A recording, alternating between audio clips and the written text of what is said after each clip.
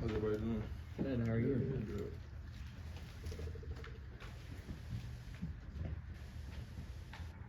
It's kind of a two-part question for you. Potentially your last game in Sanford Stadium this past Saturday. What was it like to have guys like Nolan and Jordan there before the game? Like how much of an emotional boost that was, and then just what's your favorite moment at Sanford Stadium?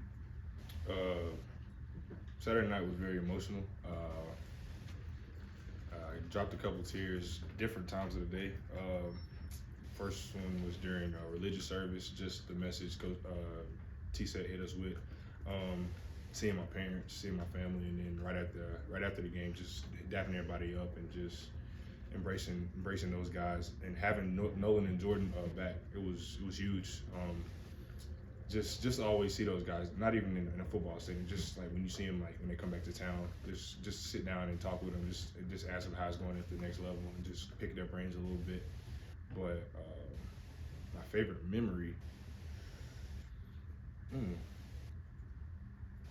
probably just dapping everybody up after that just knowing that was my last time and just enjoying it pre-game, during the game, just actually getting the younger guys go out there and play and dominate and just having fun, honestly.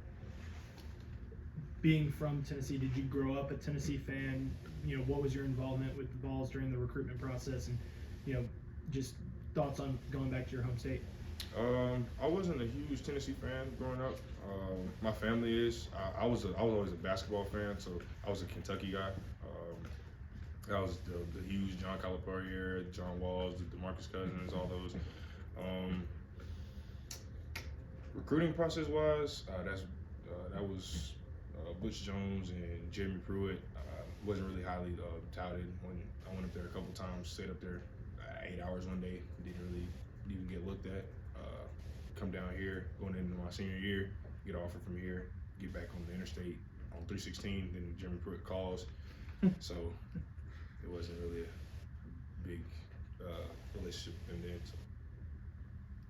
Zion, a guy like Nazir Stackhouse, I mean, first of all, being able to make an interception last week and then a sack this game, to both of them swinging the tide in your favor, but also a guy you've been here with a long time, another guy that was celebrated alongside with you. How much does he mean to you, both being able to play with him on the field as well as just a friend off the field? That's my dog, man. Just knowing Nas and knowing who he is, knowing what he's overcame, knowing what he's overcome over his time of recruiting process in high school, coming to Georgia. A lot of people don't know Nas has narcolepsy, so he's not allowed to drive. It's very hard for him to stay active and stay awake. But it's just the daily grind that he has to go through just to be a dominant player. I love Nas, and I tip my hat to him. Today, the offensive line was named semifinalist for the Joe Moore Award. You've been up against the line going back to the spring. What is it about this line that stands out and has made it one of the top lines in the country? Well, there should be a 3-time Joe Moore Award winner. I'm just going to throw that out there. But those guys, they really pride themselves on that, on being the best offensive line in the country, which I believe. Like I said, they're very it's just a very tight knit group. They're gonna work their tails off every day. They're gonna give you everything they got on Saturdays, and I wouldn't rather have a better group of guys on my side. Yeah, Kirby didn't seem too happy with how practice went today. Just as one of the veterans, the leaders of this team, what does, I guess, tomorrow look like for you, and making sure it doesn't happen again and leading into the game this weekend? Just setting the tempo. Me, Said, Smile, with Pop being down, I know that's a huge hit for the defense, so we have to pick it up. Really just trying to be more vocal, trying to be that guy that picks guys up morale up, pick guys energy up, and just trying to be the leader that this team really needs right now. I know going into Neyland, we're gonna need everybody. Every person that's going on the trip is gonna be very pivotal. So just gotta buckle down and have a good Wednesday.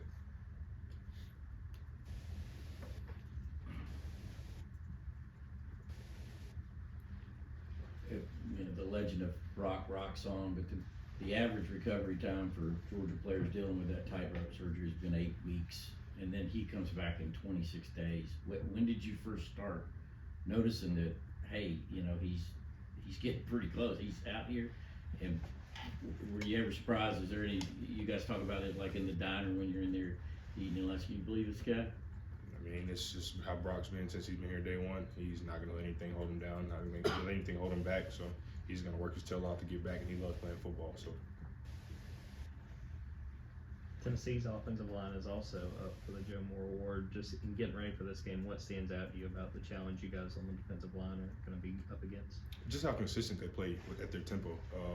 You know, they're doing different things. They might pull a guy this play, they might drop back and just cover. I mean, not drop back and cover, but drop back and pass protect. And they're very like they can withstand for drives.